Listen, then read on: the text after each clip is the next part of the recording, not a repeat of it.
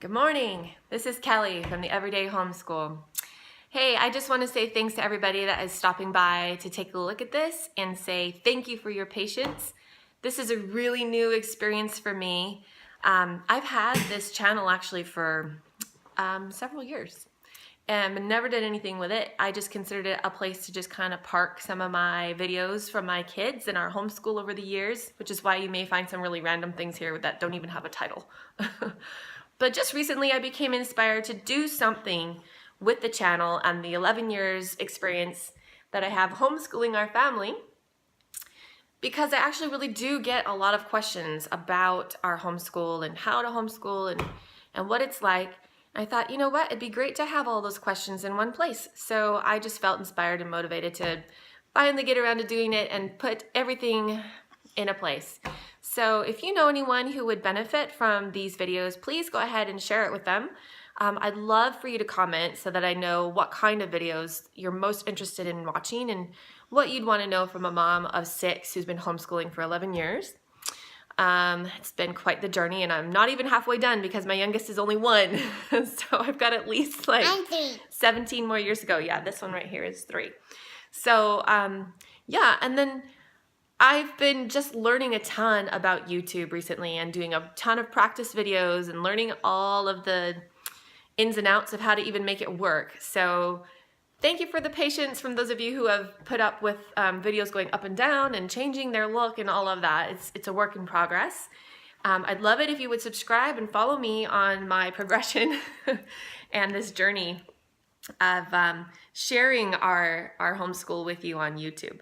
So today we have a really fun topic. Mommy, I'm still in. Yeah, this one is still here. Imagine that. Okay, so today we're going to talk about something that I love to do in our homeschool, and that is teaching art and the resources that we use to teach art. I am not an art teacher. I don't have any art background. I've never taken an art class. And yet, I feel like our art in our homeschool is pretty successful. Do you like to do art? What? Okay, that looks really bad. Did you just say no? Whatever. She loves to do art, I think. Anyway, doing art is really fun, and I'm going to show you what we do to make it fun.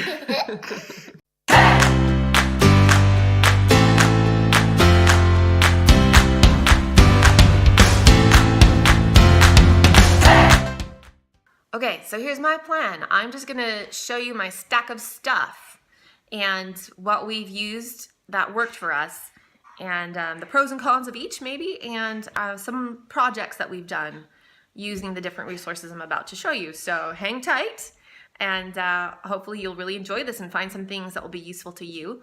I will link, people always do this on YouTube, down below in the description. And you'll find resources there that I discuss. Okay, also down in the description, I'm going to link to my blog, because I've been keeping my blog for since 2009, and it's got lots of things about art in there, art projects that we've done and art clubs that I've run, and so you may find that helpful. Let's get started looking at Homeschool Curriculum for art. All right, here's the first resource I'm sharing with you. It's the Home Art Studio for 1st grade. I also have for 2nd, 3rd, and 4th grade, I think. I bought this on the Homeschool Buyers Co-op. So I was able to get a really good discount on it, which is one reason why I purchased it. My goal with this resource is not to really teach art technique or art history or even art appreciation. My goal with this resource is really just to have a plug and go, easy to implement resource that I can use for our art club. This has been a great resource for me in that endeavor, because it really just provides an easy, fun, social experience for the kids to get together and have fun playing with and experimenting with art supplies and arts projects. Anybody can do this. You need zero background to implement this program, because she does all the teaching, and I actually would just watch the video first, learn how to do the project, and then teach it myself to the group. I found that was actually easier than trying to mess with a video. The other thing I've done with this is I've actually just given my daughter, who never seems to have enough art time, I have just turned this on for her and provided her the materials, and she will walk herself through the art lesson on her own, which is fabulous, and then create these wonderful works of art. Okay, this is one of my favorites. I really love this book. We used this book for a full year of art back in the day when my oldest was like, I don't know, 2nd, 3rd grade, and now she's in 10th grade. And then just recently it was one that I just handed to the kids to say, hey, pick out some projects. So this is a little bit more in depth than the last book. It will have, oh, see, here's Thomas Jefferson. It will have some more information about the artist, some examples of their artwork. And then, I don't know if I see the project on here. Oh yeah, so you're gonna make an archway here, and it gives the instructions for doing that. So that's a pretty simple one. And then I love this, it has an adaptation for a younger child so that you can make it work for the whole family. One thing you'll notice about this book is that it has a bunch of icons at the top of every project. Like for example, it's got these icons here at the top of this page for the artist Grandma Moses. And at the beginning, it tells you what all of these icons mean. So there's a drawing, painting, cutting, gluing, printing, clay. Okay, now there have been times when I have not been on top of my homeschool game. And when you homeschool long enough, you'll find that you have really awesome years and not so awesome years, depending on whether or not you've just had a baby or you've just moved or you've had some major life event. And that's okay. I think it's fine for your homeschool to fluctuate like that. It's a very fluid thing every year. So there have been some years I really just said, hey guys, you know what? I'm gonna let you decide what we're doing for art this year. And I gave them some resources to choose from, and they picked the art projects, and it really took the planning pressure off of me, and it was fun for the kids because they felt really involved in choosing their projects. So one resource that's been really fabulous on its own, you can use this as a standalone resource, but it also goes with another curriculum that I have, is the Usborne Art Treasury. And this book, and I'm not sponsored by them, and I don't like sell their stuff. And I'm not even sure if I'm saying Usborne right. Maybe it's Usborne. I don't know. But this is a great book because, and we've done this project actually. This is a fun one. It will give you a little bit of information about the project, not much at all, and then some really simple step-by-step instructions for completing the project. Now, this is a little bit like Nailed It because they give you this wonderful example of what your project might look like. But I guarantee you that your final product won't look like that, and that's fine. Okay, so if you've been homeschooling for any length of time, you're probably familiar with this wonderful book, Artistic Pursuits. This one is for grades K through 3, and it's probably, well, it says 32 lessons, so I guess it depends on how often you space apart your art lessons. If you're doing them once a week, this would probably get you through a year. I've actually used this in conjunction with another curriculum, which I will name shortly. But this on its own can be its own thing. So this is a great one. Let me just give you an example here. So I like this one because it does go into a little more depth on the artist. And I think that's important. I think there's value in learning about the artists themselves and that their lives were hardly ever easy and that their talent was usually hard won. You know, they weren't just born doing what they did. They had to really work at it. So I really love learning about the artists themselves. There's a lot of life lessons to be gained. But then it will go into the project and you even get some art history, right? You learn about the Renaissance and Raphael's place in that. And then the project, right? So the projects in this one obviously are pretty simple because it's K through 3. You could scale it up or down according to your needs and your child's abilities and interests. All right, this is probably one of the very first resources I ever had for teaching art. And it came with a class, an art class that I purchased from K12.com.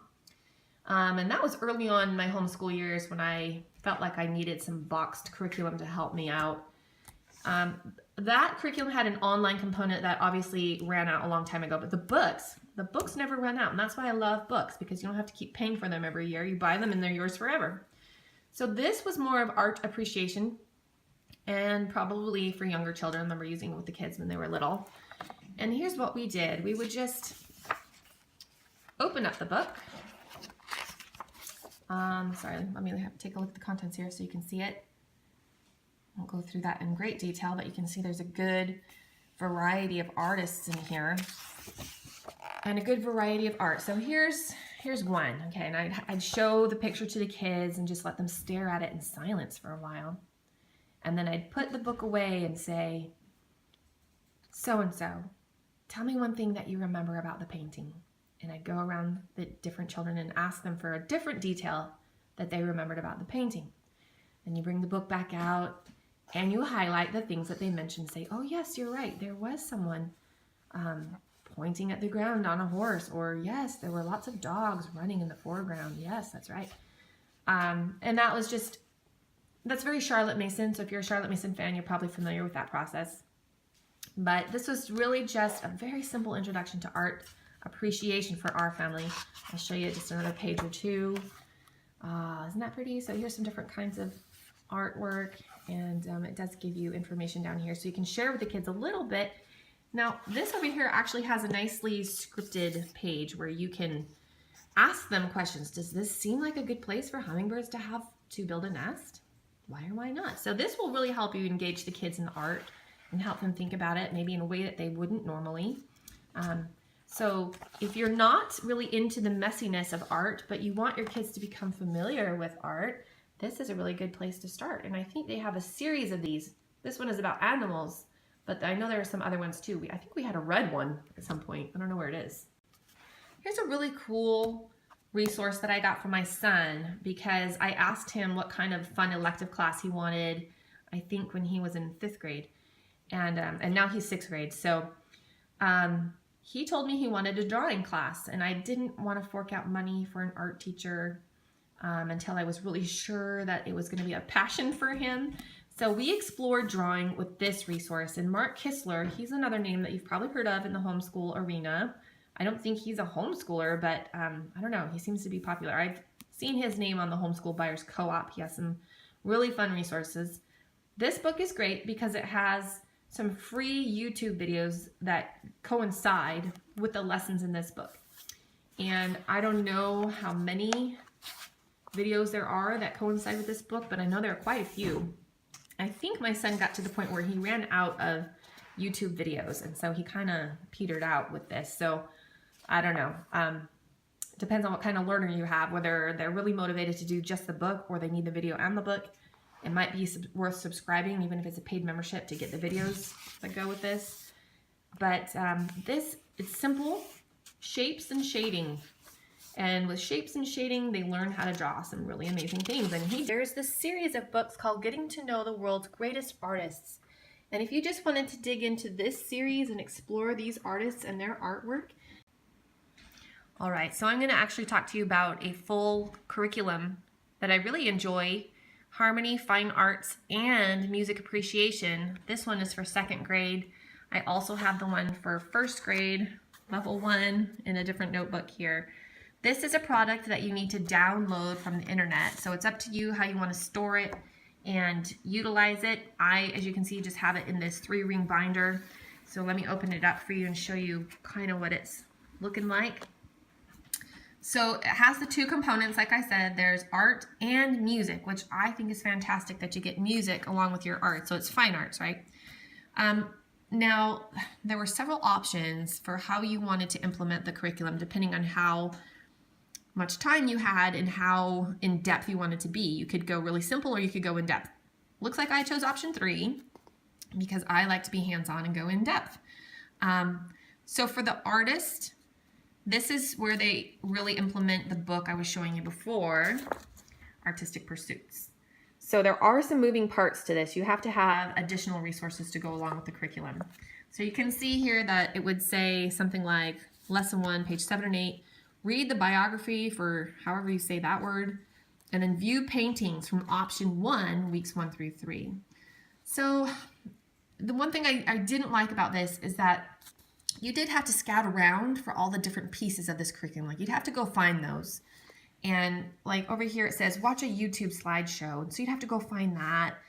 And then, I don't know, it's been a while since I used it, but I do remember wishing, wow, this is taking me a long time. I wish it didn't take so much time to put together. You can see here that it mentions Project 1, page 9, do watercolors. And that is from this book, The Artistic Pursuits. Sorry about the glare. Move it over here. So if you go to the book and find page 9, it's hard to do through a camera, sorry. There's the little biography that you would read about the artist, and then the project. Project 1, watercolor painting, and it gives you the resources that you need for this project. I remember really enjoying it and that we got really into it and learned a lot. Let me talk to you a little bit about the music. So the composer for weeks 1 through 6 was Antonio Vivaldi, and it does mention the famous composer CD1, tracks 1 and 2, and that is this cool resource right here. And I remember liking this because it would just narrate for you the information you wanted the kids to have, so you didn't do so much reading out loud.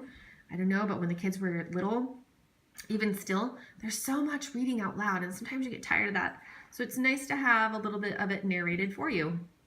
So, yeah, and there's 2 CDs in there. So it would direct you to which CD and which track and what to listen for. So I loved having music and art put together into one resource. But again, lots of links, and I found that I would really try to go over the top and find other things to go along with it, like so you can get the coloring pages and blah, blah, blah, blah, blah. I don't know. It is a little more time consuming than you would first think with this particular curriculum. Let me just say a word about Harmony Fine Arts Level 1 and how I'm using it this year again, even though we are using just the music portion of this curriculum, although it's art and music together. So what I do is I open up to the list of composers that are studied, grade 1, composer list, and here they are, just these composers here. And I still have all the CDs that went with this curriculum. Some of them have not even been opened, sad. I know that's sad to admit, because some of them don't go with this curriculum, right? But the ones that are with this curriculum I've opened and used.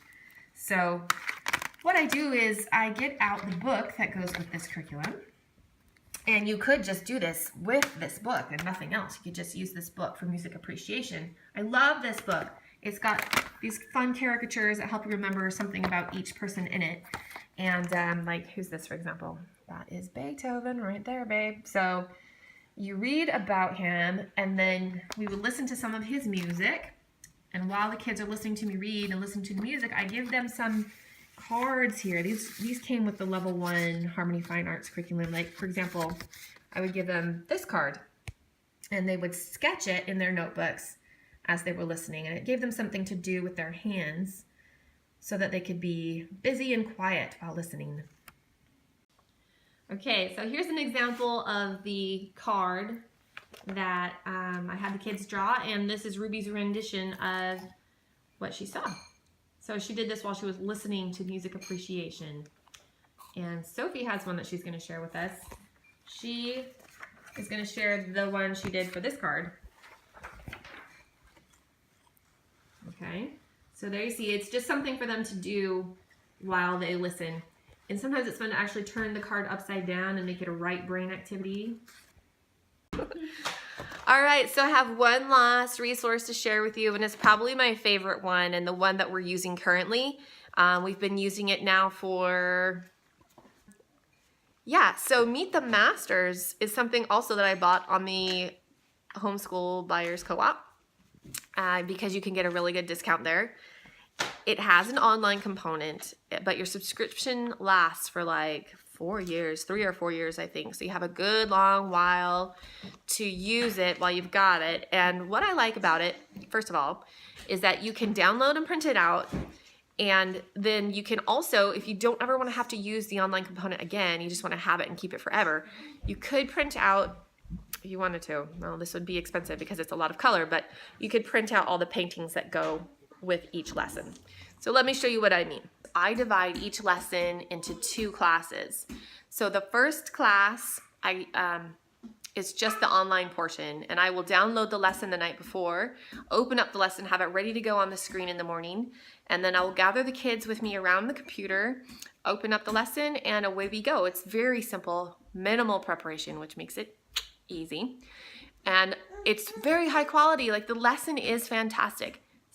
So we go through the lesson, we discuss the artwork, we learn about the artist, and that's really enough for us for one day. I save the project for day 2. So however long it takes us to get through our loops and come back to art, I don't know how long, it might be 4, 5, 6, 7 days, depending on life. So the second time we come back to it is the project. And the curriculum is really great at lining out everything you need as far as materials, the steps you take to finish the project. And the only thing I wish they would do is like give you an example of what they expect the project to kind of look like. Because sometimes the instructions are just a little bit convoluted or maybe even too precise. Like they're just so precise that you're like, I don't know, this doesn't quite click. Maybe it's just me. Anyway, let me show you an example of the curriculum. All right, so this would be what it looks like when you print out the lesson for Van Gogh. And it starts out really simple. It gives you an introduction. See, it says, you motivate the kids by reading this. Do you like to go to the movies? Okay, so it's very scripted. It hooks the kids in. And then you start the slideshow and it tells you which click start lesson to begin. It's very hard to mess up. There's no messing up here. You just read, click, read, click, read, click, until you've seen all of the artwork and discussed everything. Nice, it's got some different activities in here to discuss as you go along. And then when you get to the end of the online portion with the slideshow, they've always got some kind of little quiz with this guy right here. And that's fun for the kids. They like to see how many questions they can get right after having learned the lesson. Now, they always have this technique part. I saved this for the day 2, right, when we come back to the project. But they've always got some little worksheets for the kids to practice technique, whatever that technique may be for the lesson. And then it will have instructions. Now, this is a lot of printing out. I mean, if you've got to print out all of these for each kid, it turns out to be a lot of ink and a lot of paper. So I don't always do that. Whenever I can, I try to just either replicate that on the whiteboard or they share a copy or something. Okay, so now is the project. And each kid has a portfolio where they keep their finished artwork. And we'll tell you all of the different papers and resources you need. A lot of times they want you to have all of these perfectly cut, perfectly organized, very specific sized pieces of paper. So I do spend a lot of time with my paper cutter getting the different colored pieces of paper ready to go to finish the project. Which can take some time, but you know, whatever. There's going to be some time involved.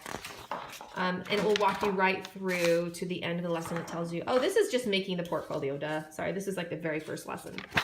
Okay, so that's not an actual project. But let me show you what an actual project might look like. Right, so here's a project for the Grant Wood artist. It says advanced, but that just means that it's for ages 10 and up. Again, they've got the different size pieces of paper you need to have ready for each kid, and they tell you how exactly to set up each workstation for each child, which feels very schooly. That's okay, just adapt it to your homeschool. And it walks you through the project, and it's really fun. I remember doing this one. This was a great one. We all enjoyed it. And then they have these artist profile slips that you're supposed to glue onto the back of each project. It does have a little conclusion like, ta-da, we're done, yay. And that's really satisfying to come to the end of a unit. This is our art board. This is where we have our most recent art projects displayed. Here's Henri Matisse. Here's some things inspired by Degas. And I'm not even going to try to say this guy's name. I'm sure you know who he is. This is some bamboo and some fun Japanese symbols that mean something. I don't remember what. But this board that I've got here for our art board is just the other half of that melamine sheet that I bought to make our whiteboard. So if you go to the big box store and buy a big 8-foot sheet of melamine, they will cut it in half for you. And I used half to make our art display board, and the other half is our whiteboard. It's on the other side of our schoolroom. I wanted to show you these. These are the art portfolios that were made as part of our Meet the Masters curriculum. Each kid has one. This one is actually Corbin's, and it's got some of his artwork in here from times past. Let's just see one that, oh, that's interesting. I think that's a Picasso. inspired by Picasso, right? So these portfolios are cool. I think each kid has like 3 or 4 of them already. These are just the most current ones down here at this time. Oh, and see, Ivy and I share one. I love to do art with the kids. That one starts in 2017. Oh my goodness. And it's very full. It's very full. I'm curious. I need to just look at one of them right here. What is this one? Oh yeah, that was a fun one. I remember that. Where it looks like there's a 3D hand laying on the piece of paper. Oh, I did that not too long ago. Okay, see this? See what's happening, people? So my technique for me for surviving this kind of thing is just to lower my expectation. Just expect a mess. Expect to take time cleaning it up. But I also expect the kids to help me with that. So I asked a couple of my kids to recall some of their favorite art projects that we've done over the years, and I was a little disheartened when they said they couldn't really remember a whole lot because we've done a lot. So I'm going to share with you one of my favorite art projects that I've done with the kids, and don't judge, guys. It's this one right here. Seriously. I know it doesn't look like much. The project was making a puppet with a 3D puppet with some kind of paper mache stuff that dried really hard. And this was a collaborative effort with my now 3rd grader. I think she was probably 1st grade when we did this. I made the little monster. She painted it and feathered it and added googly eyes. And so we made this together, and he sits on my desk over there in my teacher zone that I talked about in one of my previous videos. So I just love this little guy. He really needs a name. If you can come up with a name for him. You can see that he has lost an eye. Anyway, this just reminds me that art is a family thing, and doing it together with your kids is really fun, and for me, memorable. Someday, hopefully, they'll appreciate it more. Okay, so those are most of the resources that I have used to teach art in our homeschool. I think those are the ones worth mentioning, and the ones that I would recommend, and they're all great. They all have their own purpose and their own space in the art arena for your homeschool. So I think you really just have to decide, what do I want to accomplish with my art? Do I want my kids to learn art history? Do I want them to just learn art appreciation? Do I want them to get their hands dirty and work with the materials? Am I trying to improve their skill, or do I just want them to experience art in their own way? I mean, you really have to decide what your goal is, and that will help you pick a resource.